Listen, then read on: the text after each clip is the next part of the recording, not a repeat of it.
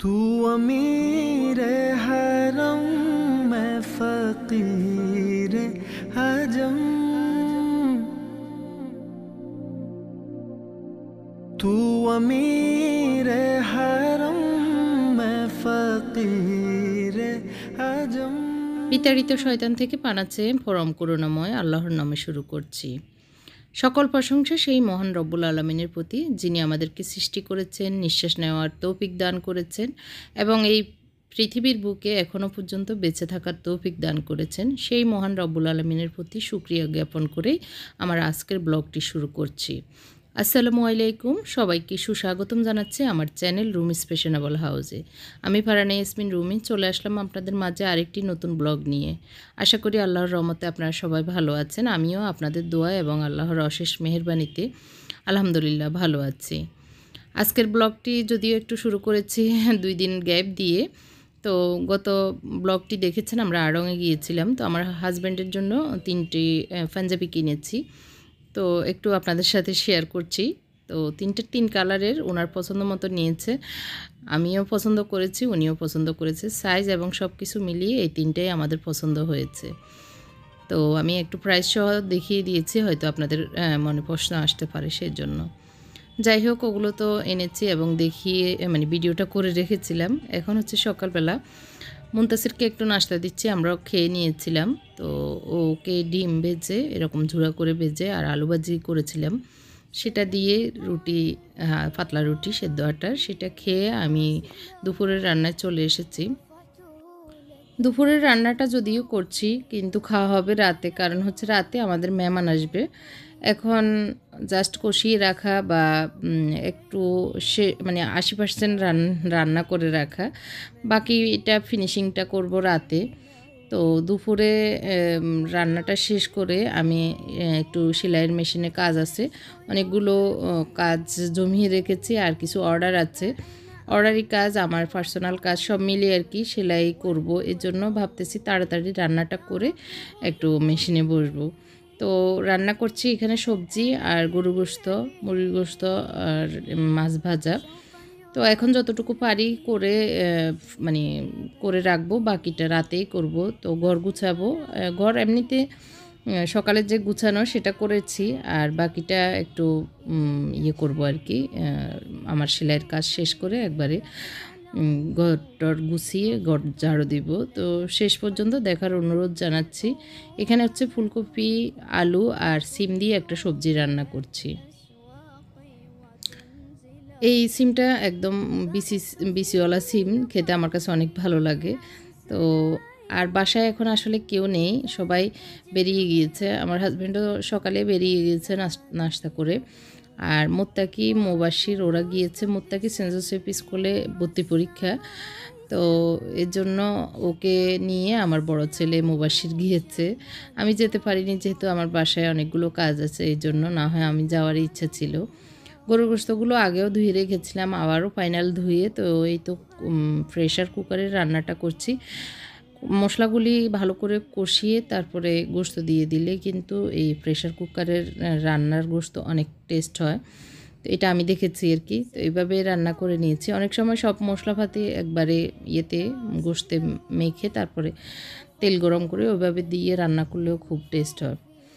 মশলা একটু সবজিগুলো ভেজে নিচ্ছি, কষিয়ে নিচ্ছি, তারপরে পরে পানি দিব। এদিক দিয়ে আমি গোশতে একটু মশলা দিতে ভুলে গিয়েছিলাম, গরুর গোশতের মশলা যেটা, আর একটু আমি গরুর গোশতে দিই, পাঁচফোড়ন মশলা দিই। তো সেটুকুও দিয়ে দিচ্ছি, দিয়ে আবারও নেড়ে ছেড়ে ভালো করে এভাবে কষিয়ে নিব মশলার ভিতরে নিয়ে। তারপরে একটু পানি দিয়ে, আধা কাপ পানি দিয়ে ঢাকনাটা লাগিয়ে দিব। তা আমার এইটাতে 1-2টা হুইসেল আসার পরে আমি চুলা অফ করে দিই, খুব নরম হয়ে যায়। তো এই তো সবজিটাও মোটামুটি পানি বেরিয়েছে, আর একটু পানি দিয়ে ঢাকনা দিয়ে একবারে ফাইনাল রান্না করে মোটামুটি রাখবো। আর এখন আসলে দুপুরে আমার বোনের ছেলে আছে আর মুনতাসির খাবে, তো ওদেরকে গরু গোশত ডাল দিয়ে দিব। আর গরু গোশতটা ফাইনালি রান্না করে নিচ্ছি। এখন মুরগি গোশতটা একটু কষানোর জন্য দিয়ে দিচ্ছি। أشواقي وتنزله بحثت في ليل একটু তেলে প্রথমে গোশতগুলি একটু ভেজে নিচ্ছি, তারপরে একবারে রান্না করব। أجد غير بدر ظل منزله ورحت مستقبسا তো রান্নাটা আসলে শেষ করে নিয়েছি, আর এখানে একদম ফাইনাল রান্নাটা তো করিনি, এই জন্য আর দেখাইনি। আমি একটু দেরিতে নাস্তা করেছি, এই কারণে আমার আর খেতে ইচ্ছে করছে না। ওদেরকে খাবার দিয়ে দিয়েছি, আর আমি বসে বসে আমার সেলাইয়ের কাজগুলি শেষ করার চেষ্টা করতেছি। কারণ মেহমান আসলে আসলে শেষ করতেও কষ্ট লাগবে, মানে কথা বলবো না সেলাই করবো এটাও একটা মাথায় টেনশন। আর কথা হচ্ছে এটা ডেলিভারি দিতে হবে তাড়াতাড়ি, তো যেহেতু নিজেই করছি একটু চেষ্টা করছি আর কি তাড়াতাড়ি করার।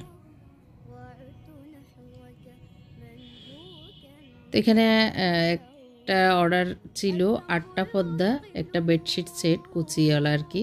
তো মোটামুটি প্রায় 90% হয়ে গেছে, আর 10% কাজ বাকি আছে, সেটা আগামী দিন করব অথবা রাতে করব। এখন উঠে গিয়েছি, উঠে বিকেলবেলা মাগরিবের আগ দিয়ে আর কি শুরু করেছি কাজ। টেবিল ক্লথটা আজকে চেঞ্জ করব নিচের আর কি, তো এই জন্য উপরের প্লাস্টিকটা ভালো করে মুছে নিচ্ছি। এমনিতে মোছা তো থাকে, তারপরে একটু হালকা ভিজা রুমাল দিয়ে মুছে নিলে অনেক সুন্দর চকচকে হয়ে যায়। তো এখন প্লাস্টিকটা সরিয়ে তারপরে যে ক্লথ এবং রানার আছে সেগুলো উঠিয়ে নিচ্ছি, এগুলি উঠে ভাঁজ করে নিব। এগুলিতে ময়লা পড়ে নাই, এই জন্য আমি এইভাবে ভাঁজ করে রেখে দিব। তো এখন আমি প্রথমে একটা নেটের সাদা ক্লথ বিছিয়ে দিচ্ছি, তারপরে আমি বিছিয়ে দিব আমার সোফার জন্য সোফার উপরে রানার হিসেবে ইউজ করার যে ইয়েটা ম্যাটটা, সেটা আমি এখানে টেবিলের উপরে দিয়ে দিব। তো এটা একটা চারকোনা ম্যাট আর কি সোফার উপরের, তো সেটাকে আমি এইভাবে বিছিয়ে দিয়েছি। আমার বোনের ছেলে আমাকে হেল্প করছে, দুই মাথায় দুজনের না ধরে দেখলে আসলে বোঝা যায় না কোন দিকে বড় কোন দিকে ছোট। তো এই তো টুকিটাকি কাজগুলি সন্ধ্যার আগ দিয়ে করে মাগরিবের নামাজ পড়ে আর বাকিটাও করে নিব, ঘরটা ঝাড়ু দিয়ে দিব আর কি। سلمت قلبي يا ربي لتغسله رفعته এতক্ষণ পর্যন্ত আমার সাথে আপনারা আছেন কিনা জানি না, তবে যারা আছেন তাদেরকে বলবো একটুখানি হলেও যদি আমার এই ব্লগটি ভালো লাগে লাইকটি দিতে ভুলবেন না, লাইকটি দিয়ে দিবেন, আর যদি বেশি ভালো লাগে শেয়ার করতেও ভুলবেন না। তো এদিক দিয়ে হচ্ছে কমন স্পেসের যে টি টেবিলটা, সেটার উপরে একটু আমি কালার করেছিলাম, এই কারণে মানে পেপার বিছিয়ে করেছি। তারপর ছোটোখাটো একটু ছিটা টিটা পড়েছিল, সেটাকে ভালো করে মুছে নিচ্ছি আর কি। তো আমার ঘরটা আসলেই অনেক কালারফুল এবং রঙিন, আমার মনের মতো আর কি। হয়তো আমি আমার মনে যেভাবে চাই সেভাবে আমার ঘরটাকেও কালারফুল রঙিন করে নিয়েছি।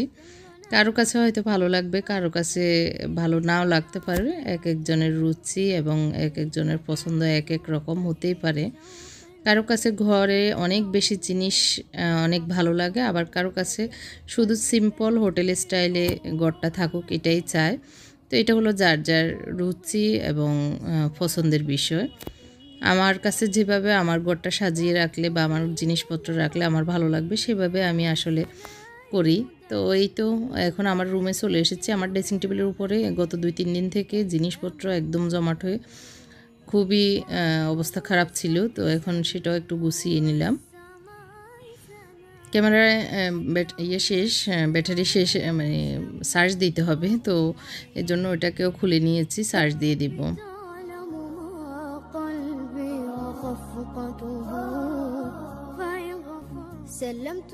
তো এই তো অনেকগুলো কাপড় জমে গিয়েছে, কিছু মানে বারান্দা থেকে এসেছে, কিছু খুলে ওরা চলে গেছে। তো এই তো এগুলো গুছিয়ে ঠিকঠাক করে রাখা আর কি। যেহেতু দুপুরে রান্নার পর থেকে আমি আসলে ঘরের কাজ তেমন একটা করিনি, ভাবলাম যে আমার সেলাইয়ের কাজটা শেষ হোক, বাকি কাজটা আমি পরে একবারেই করব, ধরবো তখন শেষ হবে এই আর কি। কাজ করতে করতে একটি দোয়া পড়ি। দোয়াগুলি যদি আমরা কলবে রাখি তাহলে আমাদের কলবটা অনেক তাজা থাকে। দোয়াটি হচ্ছে আল্লাহুম্মা ইন্নী আউযু বিকা মিনাল আজ্জি ওয়াল কাসাল। অর্থ হচ্ছে, হে আল্লাহ, তোমার নিকট অপারগতা ও অলসতা থেকে আশ্রয় চাই। সহিহ বুখারী 2823 নম্বর হাদিস, মুসলিম শরীফে 7048 নং হাদিস। হে মাবুদ মাওলা, আমাদের অপারগতা, আমাদের অলসতা দূর করে দাও এবং আমাদের সকল ভালো কাজ করার তৌফিক দান করো। তো এর ভিতরে আমার বেডশিটটাও ঝাড়া দেওয়া হয়েছে। কাপড় চোপড় যেগুলি ভাঁজ করা দরকার সেগুলি ভাঁজ করে জায়গায় জায়গায় রেখে দিয়েছি। মোটামুটি রুমটা গুছানো শেষ। ঘর ঝাড়ু দিব, আমার ছেলেদের রুমগুলো একটু ঝাড়া দিয়ে দিব, তাহলেই মোটামুটি কমপ্লিট ঘর গুছানো। তারপরে রান্নাতেও চলে যাব। আম্মা বাবা আগে আসার কথা। আম্মা বাবা আসবে, আমার বোনের মেয়ে ছেলে সবাই আর কি। আমার দুলাভাইয়ের কিছুদিন আগে অপারেশন হয়েছে, হার্টের সমস্যা দেখা দিয়েছে, অনেকে জানেন। তো ওনার চেক আপের জন্যই আসলে আমার বোনেরা আসতেছে। 1 মাস পর আসার জন্য ডাক্তার বলেছেন। তো এই জন্যই আগামী দিন ডাক্তার দেখাবে। তো এখন রাতের ভিতরে ওনারা চলে আসতেছে আর কি। রওনা দিয়ে দিয়েছে 4টায়, আর এখন আসতে যতক্ষণ লাগতেছে আর কি, মাগরিবের পরে এসে যাবে, এটা আর কি বলেছিল। তো এই তো আমি আসলে আমার কাজগুলি করে নিচ্ছি, তারপরে নাস্তা তৈরি করব ওনাদের জন্য।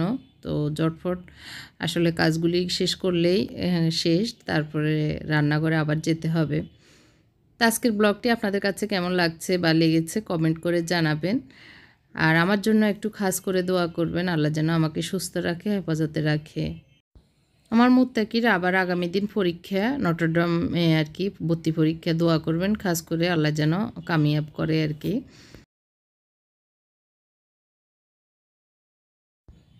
তো এই তো ঝাড়া দিয়ে গুছিয়ে নিয়েছি, এখন হচ্ছে ঘর ঝাড়ু দেওয়ার পালা। এর ভিতরে আসলে আরেকটা কথা বলতে ভুলে গিয়েছি। আমি যখন রান্না শেষ করতেছিলাম তখন আমি হঠাৎ করে মাথা চুলকাতে গিয়ে কানে হাত পড়েছিল আর কি। তো তখন দেখি যে আমার এক কানের একটা কানের দুল হারিয়ে গেছে, নাই আর কি কানে। তো এটা নিয়েও আসলে অনেকটা সময় চলে গেছে খুঁজতে। তখন আসলে মনে হয়েছে আমার যে কাজের মেয়েটা সে তো এসে ঘর ঝাড়ু দিয়ে চলে গেছে। ও আবার আজকে ঘর ঝাড়ু দিয়ে চলে গেছে, মুছে নাই, ও কোথায় যাবে। তো যাবে বলাতে ও তাড়াহুড়ো করে ঘরটা ঝাড়ু দিয়ে চলে গেছে। আমি বললাম আমার মেহমান আসবে, তুমি মুছে দাও না। তো ওর আসলে আজকে কি যেন কাজ ছিল, এই কারণে আর ভাবলাম যে থাক, একদিন ও যেহেতু ছুটি চাচ্ছে দিয়ে দিই। তো ও যেহেতু মুছে নাই, একটা চিন্তা আছে হয়তো পাবো মাথায়। আর একবার চিন্তা করতেছি ঝাড়ু যেহেতু দিয়ে দিয়েছে হয়তো ঝাড়ুর সাথে চলে গেছে। তো এই তো অনেক খোঁজাখুঁজি করলাম কিন্তু পাই নাই। তো এখনও ঝাড়ু দিয়ে ওইটাই খুঁজতেছি, ঝাড়ু দিচ্ছি আর ভালোভাবে ইন্নালিল্লাহ পড়তেছি। তো আপনারা সবাই দোয়া করবেন আমার কানের দুলটা যেন পাই। আজকের মতো এখানেই বিদায় নিচ্ছে। আল্লাহ হাফেজ, আসসালামু আলাইকুম।